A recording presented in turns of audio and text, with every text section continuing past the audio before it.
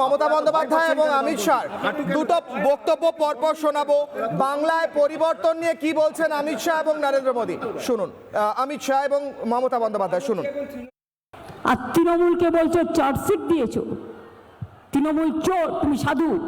তোমার নেতারা কয়লার কত টাকা তোলে, হলদিয়া বন্দরের কত টাকা তোলে, কত ভাগ নিজেরা নেয় আর কত ভাগ দিল্লিতে যায়। সৌজন্যতার খাতিরে আমি নামগুলো নাইবা বললাম, কারণ তোমার আমার মধ্যে এটাই পার্থক্য। ইশারাই কাফি, বুঝে নিন। हमने तय किया है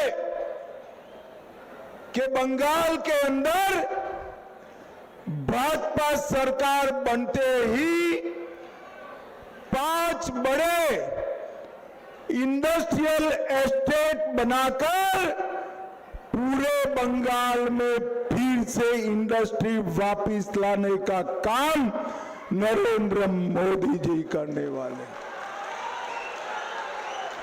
ये 15 साल में 7,000 से ज्यादा कारखाने बंगाल के बाहर चले गए।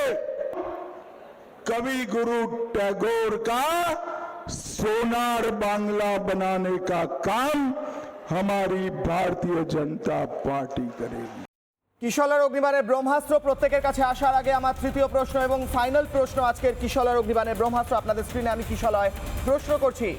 আজকে লাস্ট প্রশ্ন, মমতার বিদায় কি সোনার বাংলার ভিত্তিপ্রস্তর স্থাপন হবে? বিজেপি এমনটাই বলছে। প্রীতমকে দিয়ে শুরু করবো, 10 সেকেন্ডস করে আছে আমার কাছে। প্রীতম, ভারতীয় জনতা পার্টির সরকার আসতে চলেছে 4 তারিখের পর। আমরা মহিলা সুরক্ষা থেকে শুরু করে, কৃষকদের সম্মান থেকে শুরু করে, এমএসপি আলুতে দেওয়া থেকে শুরু করে, চালে দেওয়া থেকে শুরু করে 100% এমএসপি যেন সেন্ট্রাল গভর্নমেন্টের রেটে কৃষকদের লাভ পায় তার ব্যবস্থা করা হবে।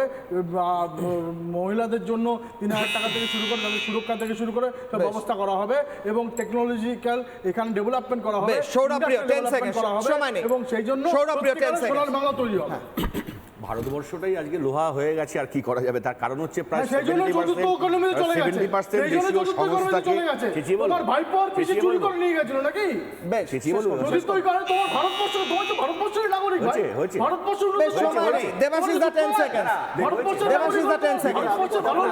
কথা আসবে।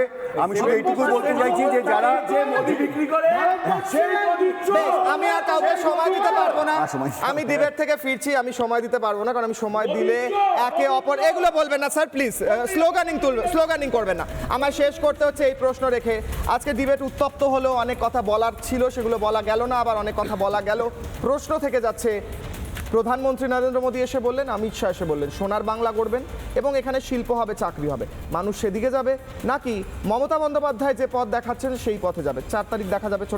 নানা ধরনের কন্টেন্ট দেখার জন্য লাইক করুন, শেয়ার করুন আমাদের ফেসবুক পেজ, সাবস্ক্রাইব করুন আমাদের ইউটিউব চ্যানেল।